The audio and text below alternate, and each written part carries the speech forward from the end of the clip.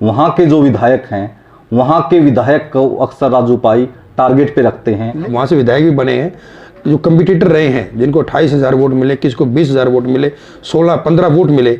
वो लोग आज मुझे नहीं पता कि वो किस डर से या उनका क्या ऐसा मंसूबा है कि वो लोग जनता के सामने नहीं आए। और यही एक विपक्ष के आदमी का काम होता है। जब सत्ता में हूँ लेकिन मैं चुनाव हारा हूँ, तो मैं सत्ता में होते हुए विपक्ष में हूँ और मैं अपनी भूमिका किस तरह के घोटाले हैं वो, और क्या वो घोटाले आपने सरकार तक पहुंचाए है? अगर ये राजनीतिक आरोप हैं, जो मैंने आरोप लगाए विधायक पर, मैंने मीडिया के सामने आकर बोला है, तो क्या विधायक का फर्ज नहीं बनता था वो मेरे आरोपों को नकारे आकर? और जब मैंने अवैध कॉलोनी का जो मुद्दा मैंने कल उठाया है, तो दानिया साहब आज आए, विधायक जी इंतजार किस बात का है, आज ही सामने आते, उनको ये बोलते, वहीं खड़े होकर डीटीपी को फोन करते, डीटीपी साहब मेरी कोशिश वंशी के अंदर ये गलत अवैध कॉलोनी बनी हुई है, आप इसको, लेकिन मेरी बातों को वो नकारें। जो मुद्दे मैंने उठाए हैं, जो मैंने आरोप लगाए हैं, उनको नकारें, उनका सबूत दें। राजू भाई ने लगाए तो गलत है, ऐसा नहीं है। जनता जागरूक है, हर व्यक्ति पुंडरी का ये जानता है कि किस तरीके से विधायक जी अपना घर भरने पे लगे हुए हैं। वो लोगों को जो पैसा है, लोगों को पैसा उसको खाने में लगे हुए हैं, अधिकारियों को दबाने पे लगे हुए हैं।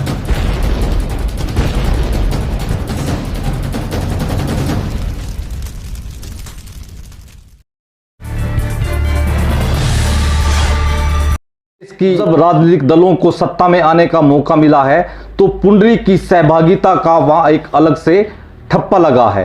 पुंडरी विधानसभा वो विधानसभा हरियाणा का जहां अधिकांश समय निर्दलीय उम्मीदवारों को जीत दर्ज करने का अवसर मिला है। और सियासी घमासान की अगर वहां बात करें तो सियासी घमासान वहां बेहद रोचक और बड़े मुकाबलों का रहता है। इस बार के अगर मुकाबलों की बात करें, 2019 का जो चुनाव आया, वहां बड़े धुरंधरों के साथ साथ एक युवा नेता भी पहली बार मैदान में आए, और वो युवा नेता राजू पाई हमारे विशेष कार्यक्रम में मौजूद हैं। राजू पाई जी, आप पहली बार आपका ये अवसर था कि आपने उस विधानसभा से चुनावी मैदान में ताल ठोकी जिस विधानसभा में निर्दलीय उम्मीदवारों की तूती बोलती आई है, और आपका मुकाबला भी बड़े दिग्गजों से हुआ। तो ये जो मुकाबले रहे आपके लिए, चुनाव में उतरना और वहाँ उनसे मुकाबला लेना कितना बड़ा चुनौती भरा कार्य रहा? रणबीर जी, सबसे पहले तो मेरी तरफ से आपके जो KBN 24 के जितने भी दर्शक हैं उनको हाथ जोड़कर नमस्कार। देखिए दानिया साहब, व्यक्ति अपनी ज़िंदगी में कोई एम होता है, जब पढ़ाई करता है तो उसका कोई एम होता है कि उसको डॉक्टर बनना है, उसको इंजीनियर बनना है, उसको सिविल सर्विसेज के अंदर जाना है जी, या उसको राजनीति में जाना है। कोई भी अपना किरदार वो सेटअप करता है जी। तो जब मैं छात्र राजनीति के अंदर था तो मेरा भी मकसद ये था कि जब मैं डॉक्टर अजय सिंह चौटाला जी के संपर्क में आया तो मेरा भी राजनीति के अंदर आने का मन हुआ, तो तब से मैं उनका हाथ पकड़ उंगली पकड़कर राजनीति में आगे बढ़ा। डॉक्टर साहब ने, दुष्यंत जी ने, दिग्विजय जी ने मुझे विश्वास जताकर मेरे को पुंडरी विधानसभा के अंदर उतारा। और जब पुंडरी विधानसभा के अंदर चुनाव लड़ने का मुझे मौका मिला तो मुझे पता था कि यहाँ का जो सर्कमस्टेंसेस रही हैं, निर्दलीय चुनाव यहाँ से लोग जीतते आए हैं, बनते आए हैं, पार्टियों को लोगों ने नकारा है। हमने कभी भी, कतई भी हमारे दिमाग में ये नहीं था कि भी चुनाव कठिन है या आसान है, निर्दलीय है कि पार्टी है जी। हमें सिर्फ मकसद ये था कि हम युवा साथी हैं और नई पार्टी बनी थी कि हम चुनाव के अंदर जाएं। निश्चित तौर पर जो मेरे सामने जितने भी धुरंधर थे वो आपने जिक्र किया जी, कि जितने व्यक्ति, कम से कम जो 6 व्यक्ति थे मेरे सामने, वो कोई पूर्व विधायक, कोई मंत्री, और जो को 3 बार चुनाव, को 2 बार चुनाव लड़ा, वो मेरे सामने थे जी। हालांकि कभी मन में ये नहीं आया, हमारा तो इससे एक ही मकसद था कि चुनाव का नतीजा कुछ भी हो, हार हो या जीत हो, ये मायने नहीं रखते। हमारा मकसद ये था कि लोगों के दिल तक पहुंचना, अपनी उपस्थिति दर्ज कराना। वो तो परमपिता परमात्मा के कर्मों से हमारा JGP का राज के अंदर हिस्सेदारी बनी, हमें मौका मिला लोगों की सेवा करने का। तो इसी बात को लेकर हम मैदान में उतरे थे और आज भी इसी जज्बे के साथ हम मैदान में खड़े हैं। राजू पाई जी, 2019 में चुनाव हुआ, लगभग 2 वर्ष का समय बीत चुका है और लंबी फहरिस्त ऐसे उम्मीदवारों की है जो सियासी मैदान में या इस पूरे परिदृश्य में चुनाव के बाद अब कहीं नजर ही नहीं आ रही।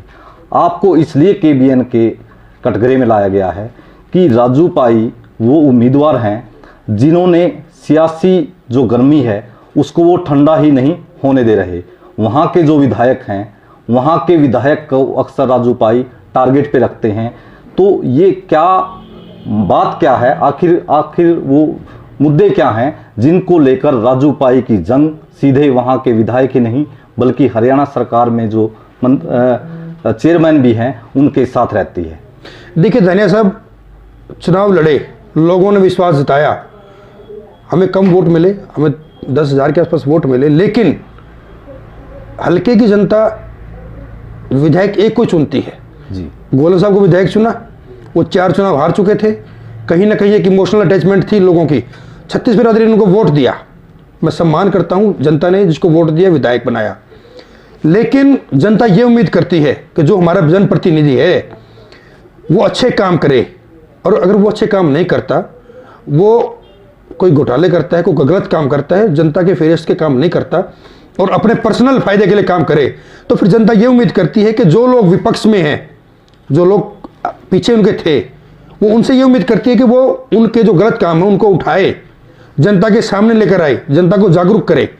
लेकिन बड़े अफसोस की बात है कि जो लोग धुरंधर राजनीति के हैं, वहाँ से विधायक भी बने हैं, जो कम्पिटिटर रहे हैं, जिनको 28,000 वोट मिले, किसी को 20,000 वोट मिले, 16-15 वोट मिले, वो लोग आज मुझे नहीं पता कि वो किस डर से या उनको क्या ऐसा मंसूबा है कि वो लोग जनता के सामने नहीं आए।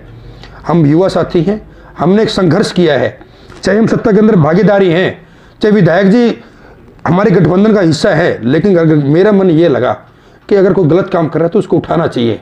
और तब से लगा हुआ हूँ जब मुझे ये पता चला कि विधायक जी यहाँ पर हर विभाग के अंदर अपनी मनमानी कर रहे हैं, अपने जो चहीते हैं उनको घोटाले करने के लिए आगे उन्होंने किया हुआ है, तो फिर यही बात होगी ना, जब जनता ने उनको इतना प्यार दिया, एक इमोशनल अटैचमेंट उनको बनाया, लेकिन फिर भी वो जनता की जो उम्मीदें थी उनको तोड़कर वो अपने पर्सनल फायदे के लिए वो अपना घर भरने में लगे हुए, तो फिर ये चीज़ हमसे सहन नहीं है। हम युवा साथी हैं, हमें लंबी राजनीति करनी है, हमारा तो एक ही मकसद है दानिया साहब, लोग आज मौका ना दें तो कल देंगे, कल नहीं तो परसों देंगे, लेकिन हमारा मकसद ये नहीं है कि भी हमें विधायक बनना है। हमारा मकसद ये है कि लोगों ने जिस विश्वास से हमें इस मैदान के अंदर खड़ा किया था और हम उनकी उम्मीदों पर खरा उतरें, उनकी बातों को उठाएं, उनकी आवाज़ को बुलंद करें, और यही एक विपक्ष के आदमी का काम होता है। चाहे मैं सत्ता में हूँ, लेकिन मैं चुनाव हारा हूँ, तो मैं सत्ता में होते हुए विपक्ष में हूँ और मैं अपनी वो भूमिका अच्छी तरह से निभा रहा हूँ। राजू पाई जी, राजनीतिक गलियारों में ये चर्चा है कि जिस प्रकार राजू पाई द्वारा आरोप वहाँ के विधायक पर और हरियाणा सरकार में चेयरमैन पर लगाए जाते हैं, वो आरोप तो राजू पाई के राजनीतिक आरोप हैं, वो लोगों की आवाज़ नहीं है। जो आरोप है, आप कितना लोगों को, हमारे जो दर्शक हैं वो भी आपसे चंद शब्दों में ये चाहते हैं कि किस तरह के घोटाले हैं वो, और क्या वो घोटाले आपने सरकार तक पहुंचाए? दानिया साहब, मैं इसी बात पर आता हूं जी। राजू पाई को राजनीतिक, अगर मुझे राजनीतिक फायदा लेना तो फिर राजू पाई अखबारों की सुर्खियां रहेगा, लोगों को वैसे दिखाता रहेगा कि राजू पाई राजनीति के अंदर है। अगर ये राजनीतिक आरोप हैं, जो मैंने आरोप लगाए विधायक पर, मैंने मीडिया के सामने आकर बोला है, तो क्या विधायक का फर्ज नहीं बनता था वो मेरे आरोपों को नकारे आकर, वो बताएं जनता को कि राजू पाई ने स्वास्थ्य विभाग के अंदर ये मुद्दा उठाया है, ये गलत है, ये लोग जो हटाए गए हैं ये नहीं हटाए गए, अपने चहितों को लगाया गया ये नहीं लगाया गया। मैंने वहां पर जो पंचायती विभाग है, मैंने वहां पर मुद्दा उठाया कि यहाँ पर जो इनके सेक्रेटरी हैं, बीडीओ जो हैं, जेई हैं, एसडीओ हैं, उनके द्वारा ये गलत काम नहीं कर रहे हैं, ये गलत फंडिंग पैसे की नहीं कर रहे हैं, ये गलत पेमेंट नहीं करवा रहे हैं। और जब मैंने अवैध कॉलोनी का जो मुद्दा मैंने कल उठाया है, तो दानिया साहब आज आए विधायक जी, इंतजार किस बात का है, आज ही सामने आते, उनको ये बोलते, वहीं खड़े होकर डीटीपी फोन करते, डीटीपी साहब मेरी कोशिश वंशी के अंदर ये गलत अवैध कॉलोनी बनी हुई है, आप इसको गिराएं, इस पर संज्ञान लें। जब सामने नहीं आएंगे तो फिर वो राजनीतिक आरोप तो उनको बनाएंगे वो, लेकिन मेरी बातों को वो नकारें, जो मुद्दे मैंने उठाए हैं, जो मैंने आरोप लगाए हैं उनको नकारें, उनका सबूत दें। राजू पाई ने लगाए तो गलत है, ऐसा नहीं है। जनता जागरूक है, हर व्यक्ति पुंडरी का ये जानता है कि किस तरीके से विधायक जी अपना घर भरने पे लगे हुए हैं, वो लोगों को जो पैसा है, लोगों को पैसा उसको खाने में लगे हुए हैं, अधिकारियों को दबाने पे लगे हुए हैं, और यही जंग मेरी विधायक के साथ है। और जब तक, मैं आपके सामने बिल्कुल बेबाक तरीके से कह रहा हूं, आवाज उठाना, जनता की आवाज उठाना मेरा फर्ज बनता है, कार्रवाई करना सरकार का काम है। क्या जो हम आवाज उठाते सरकार तक नहीं जाती? जी। अगर सरकार नहीं उस बात को उस पर कार्रवाई करेगी तो फिर जनता आने वाले समय में फैसला करेगी। मैंने जो चुनाव लड़ा है, मैं लोगों के सामने जो एक विकल्प तौर पे आया था, मेरा फर्ज बनता है कि मैं लोगों की जो भी आवाज़ है उसको उठाऊं और उस पर कार्रवाई करना सरकार का काम है। उधर राजू पाई राइट हैंड हैं उप मुख्यमंत्री दुष्यंत चौटाला के, उधर वेदपाल तंवर की अपनी एक बड़ी पहुंच है, और दोनों ये जो लोग मिलकर एक जो वहाँ का विधायक है उसको काम करने के अवसर नहीं देते, उसकी शक्तियों को समेटा जा रहा है, उनके पर राजनीतिक दबाव बनाए रहे हैं और उनके जो कामकाज का जो तरीका है उनको आगे बढ़ने नहीं धैर्य साहब, ये बिल्कुल ही गलत बात है। वेदपाल जी से मैं चुनाव के बाद, आप मेरा नंबर आपके पास है, मैं निश्चित तौर पर जो भी साथी आपका दर्शक है और जो हमारे इस इंटरव्यू को देख रहा है, 92-538-5001 ये मेरा नंबर है। आप मेरे नंबर की पिछले 2 साल की कॉल डिटेल निकलवाएं। मैं वेदपाल जी से मेरी कभी टेलीफोन बात भी नहीं हुई, मैं वेदपाल जी से कभी मिला भी नहीं। चुनाव में सिर्फ जिस दिन रिजल्ट था उस दिन हमारी राम राम हुई थी। तो ये तो बात बिल्कुल ही नहीं है कि वेदपाल जी और मैं मिलके तो इस बात को उठा रहे हैं। मैंने फिर इतना बड़ा घेराव कैसे कि मैं फिर वही बात कह रहा हूँ दानिया साहब, मैं यही कह रहा हूँ कि जो कर्म विधायक जी कर रहे हैं वो जनता के सामने है जी। ये को वेदपाल को कहने की जरूरत नहीं, राजू पाई को कहने की जरूरत नहीं है। मैं अपना काम कर रहा हूँ। उप मुख्यमंत्री जी ने मेरे पर विश्वास दिलाकर मुझे टिकट दी, मुझे चुनाव लड़वाया। मैं फिर कह रहा हूँ सरकार के अंदर हिस्सेदारी बेशक है, लेकिन मैं एक विपक्ष के तौर पे हूँ। मैं कोई चुनाव हारा हूँ तो फिर मेरा फर्ज ये बनता है कि मेरी कोशिश वंशी के अंदर लोगों के साथ कोई गलत काम होता है, कोई गलत पैसे हट पे जाते हैं, कोई विकास काम नहीं करे, किसने रोका? विधायक जी काम करवाएं। मैं तो पहले कह रहा हूँ, आपके चैनल के माध्यम से कह रहा हूँ, विधायक जी को अच्छा काम करवाएं, मुझे साथ लें। मैं छोटा भाई हूँ, मुझे कहीं भी कहीं मेरी ड्यूटी लगाएं, हम करने के लिए तैयार हैं। लेकिन ये नहीं है कि वो सरकार का पैसा आए और आप उनको फिर अपने घर भरने में लगाओ, ये कतई सहन नहीं होता है। सरकार कौन किस तरीके से करता है? पुंडरी की सरकार को आपने जजपा के जहाज में बिठा दिया। जजपा का बीजेपी के साथ गठबंधन है, तो आप बीजेपी के जो कमल का फूल है, आप नहीं लगता कि आप उनकी जो पंखड़ियां हैं उनको छिन भिन कर रहे हैं? दानिया साहब मुझे बताइए, जो पुंडरी की सरकार थी, चेयरमैन साहब थे, एमसी साहब थे, वो विधायक जी के साथ थे, उनको समर्थन दे रहे थे, उनके साथ आगे बढ़ रहे थे। लेकिन जब कोई व्यक्ति किसी को डोमिनेट करेगा, प्रेशर बनाएगा, गलत काम करवाएगा, तो फिर कितने दिन व्यक्ति सहन करेगा?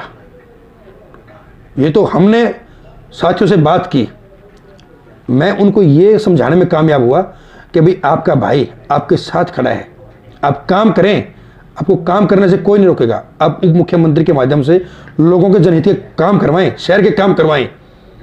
तो उन लोगों को मेरी बात पसंद आई। मैं तो कहता हूं कांग्रेस के लोगों को उनसे बात करनी चाहिए थी, बीजेपी के लोगों को उनसे बात करनी चाहिए थी। जब तक आप लोगों की भलाई के लिए लोगों को नहीं जोड़ेंगे, आप उनके अंदर विश्वास पैदा नहीं करेंगे कि भाई हाँ मैं वो व्यक्तित्व हूं जो आपकी आवाज को बुलंद करूंगा, मैं आपकी आवाज को उठाऊंगा, तो फिर कौन आपके साथ आएगा? सिर्फ यही मकसद था। जो ये मुद्दा है, जो स्थानीय सरकार का जो मैटर है, राजौंद की जो सरकार है, वहाँ इसलिए ये बड़ी बात हो जाती है कि जिस प्रकार आपने उनको जजपा ज्वाइन की कि एक वहाँ की जो स्थानीय सरकार है, जो सरकार का हिस्सा है वहाँ, और वहाँ का जो विधायक है उनसे एक तरफ होकर, और राजू पाई जी उनकी सीधी दुष्यंत चौटाला से मुलाकात करवा देते हैं। स्थानीय राजनीति के साथ साथ ही हरियाणा प्रदेश की राजनीति का एक बड़ा घटनाक्रम है, क्योंकि हरियाणा में इस प्रकार के मामले नहीं देखने में आए कि इस प्रकार के बदलाव हुए हैं। तो जो ये आपका इस प्रकार का मास्टर स्ट्रोक आप लगा रहे हैं, कभी आप घोटालों पर, कभी स्थानीय राजनीति पर, तो ये लड़ाई कहाँ तक जारी रहेगी ऐसे? देखिए रणवीर जी, मैं तो स्पष्ट कह रहा हूँ जी, मैंने बोला कि सरकार के अंदर हैं, मेरी कोशिश के अंदर कोई भी गलत काम होगा तो फिर राजू चुप नहीं रहेगा किसी भी तरीके से, चाहे कोई प्रेशर मुझे डाउन नहीं कर सकता। और रही राजनीतिक की बात स्थानीय की, मैंने, हमारे सौभाग्य है कि पूरे हरियाणा के अंदर जेजेपी का एक चेयरमैन हमारे साथ आया है, और वो नगर पालिका का चेयरमैन हमारी पार्टी का एक सिंगल आदमी है जी। दुष्यंत चौटाला जी से मैंने सीधी मुलाकात कराई। हमारे नेता की ये सोच है, मेरी ये सोच नहीं है कि हम राजनीति में अपने तक किसी को सीमित रखें। राजनीति अच्छे लोग अच्छी जगह जाने चाहिए। मैंने सीधा उनका परिचय दुष्यंत जी से करवाया। मैंने उनको बोल दिया कि उप मुख्यमंत्री हैं, दुष्यंत जी हैं, आप इनके पास काम लेकर जाएं, आप लोगों के जनहित के काम करवाएं। दुष्यंत जी आपकी सेवा में हर समय बैठे हैं। और दुष्यंत जी ने उनको बोला कि भाई आप शहर की जितनी भी समस्याएं हैं आप मेरे पास लेकर आए, मैं मुख्यमंत्री जी से बात करके मैं ये जितनी भी समस्याएं हैं उनका निवारण कराने का काम करूंगा। उनको ये बात बड़ी पसंद आई। और रणवीर जी, अगर मैं उन लोगों को अपने तक सीमित रखूंगा तो फिर वही बात है कि मेरी वो सोच नहीं है कि भाई आप किसी को अपने पीछे लोगों लगाओ, क्योंकि हम भी एक गरीब परिवार से, निम्न परिवार से निकल कर गए हैं।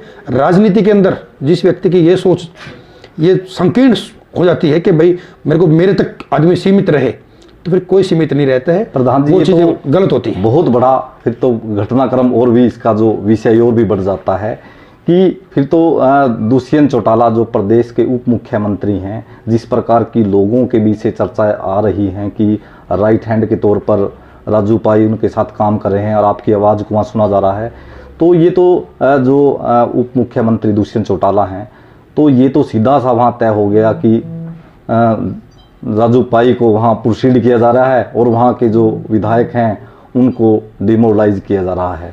कभी भी दुष्यंत जी ने ये नहीं कहा कि भाई आप गलत काम जो करता है उसके खिलाफ ना बोले।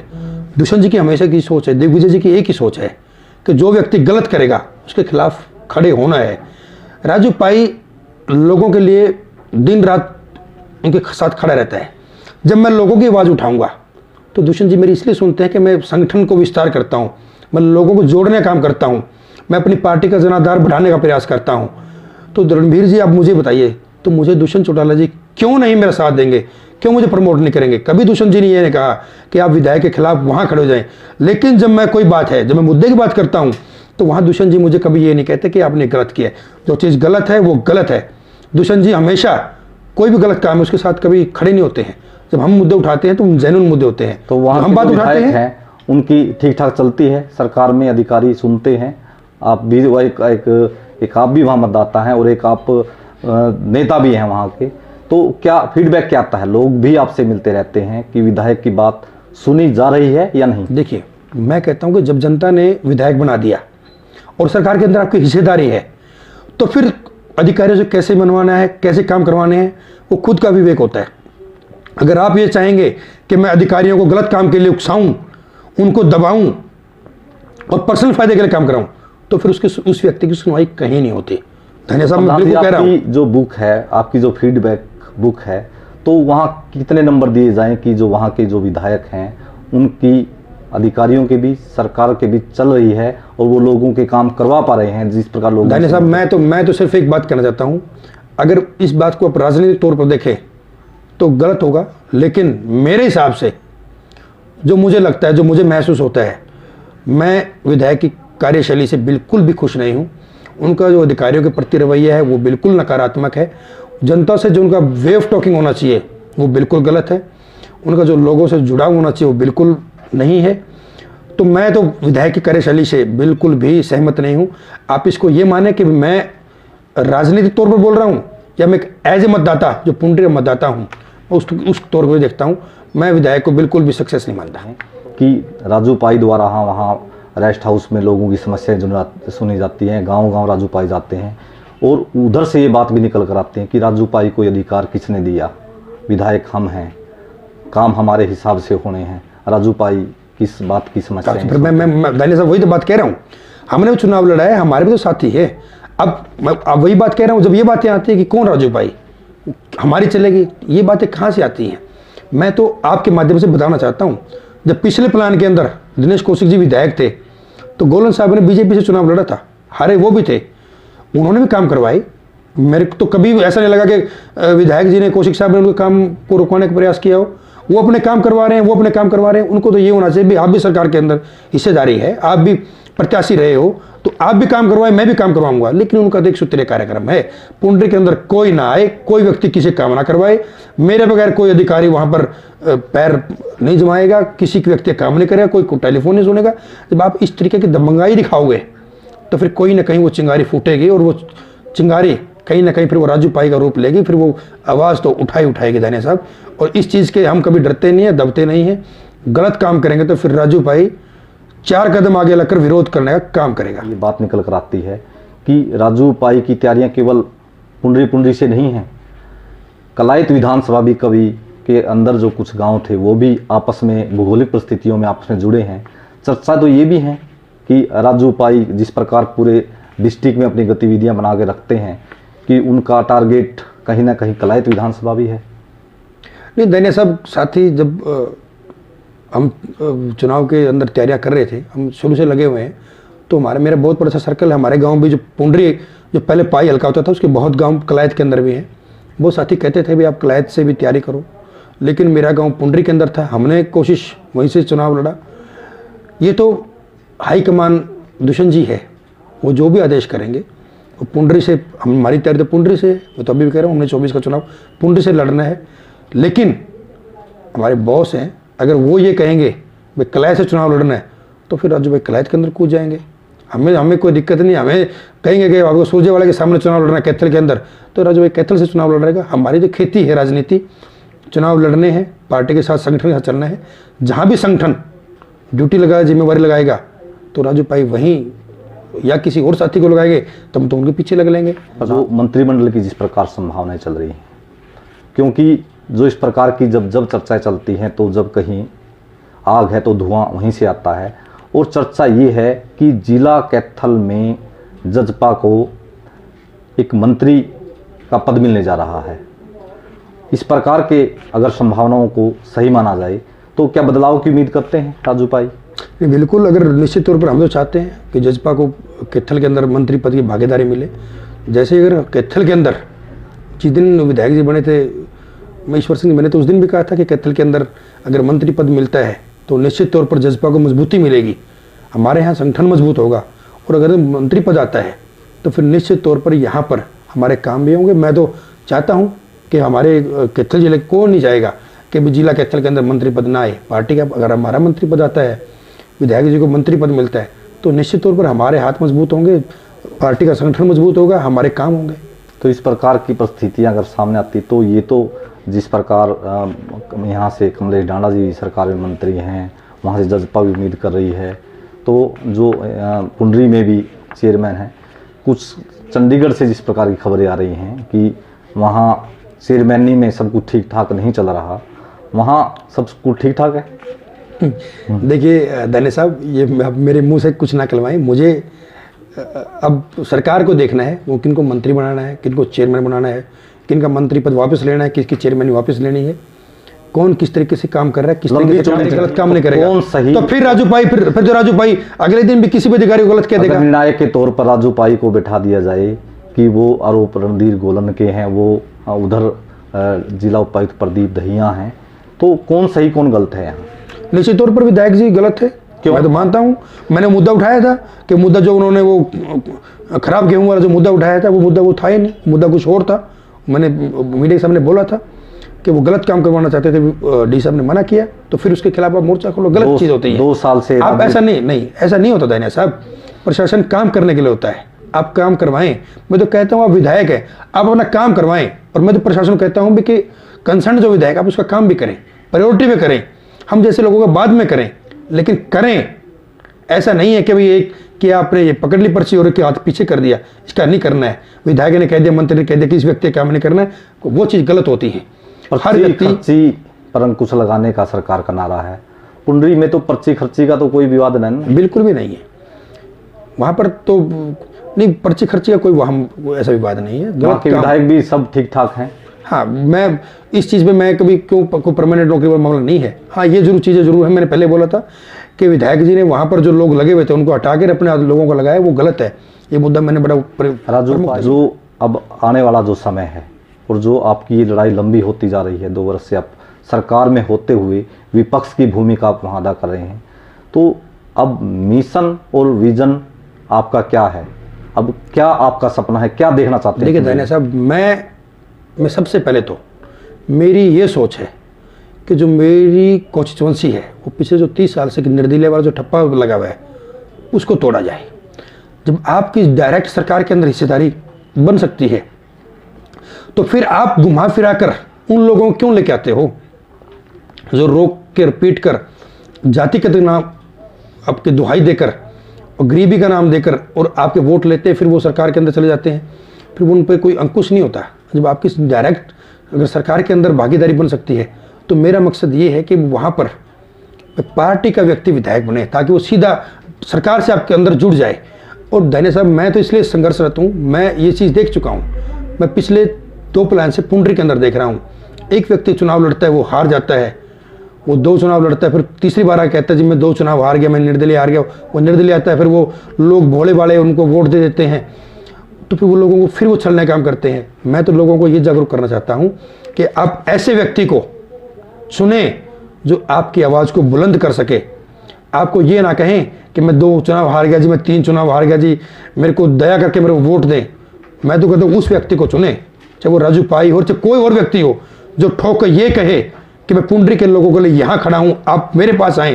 कोई गलत काम है, कोई आपको दबा नहीं सकता, आपको डरा नहीं सकता, मैं आपके साथ खड़ा हूँ। अगर राजू पाई के पास सरकार की तरफ से मैसेज आता है कि आप अपनी एक महत्वपूर्ण मांग आप सरकार के साथ रख दीजिए और आपकी उस बात को पूरा किया जाएगा, तो राजू पाई की आज के वक्त में पुंडरी के लिए सबसे बड़ी मांग क्या है? मैं अगर मुझे सरकार की तरफ से मैसेज आता है तो मैं चाहता हूं कि पुंडरी की सब डिवीज़न है उसको बनाया जाए। अगर हमारे पुंडरी के अंदर एसडीएम सब बैठ जाएं तो बहुत सारी जो समस्याएं हैं जो पुंडरी के लोगों को कैथल आना पड़ता है, तो वो बहुत बड़ी हमारी जो मांग होगी, अगर ये हमारी मांग पूरी होती है तो मैं सबसे पहले पुंडरी के अंदर सब डिवीज़न की मांग करूँगा। धन्यवाद प्रधान जी। तो राजू पाई जी वो चेहरा हैं जिन्होंने उप मुख्यमंत्री दुष्यंत चौटाला और दिग्विजय चौटाला के साथ धूप छांव बनकर काम किया है, और जिस प्रकार पुंडरी की सियासत में वो निरंतर गर्माहट पैदा रखते हैं और जिस प्रकार उनके निशाने पर निरंतर वहाँ के विधायक हैं, उससे राजनीतिक रूप से निश्चित रूप से न केवल पुंडरी विधानसभा हरियाणा की राजनीति में चर्चा में है, बल्कि राजू पाई का नाम भी वहाँ लाइमलाइट में है। अब देखना ये है कि विधायक और जजपा के युवा नेता राजू पाई की जंग के बीच हार जीत का फैसला किसके बीच होता है। KBN 24 की इस खास मुलाकात में बस इतना ही। देखते रहिए KBN 24। नमस्कार।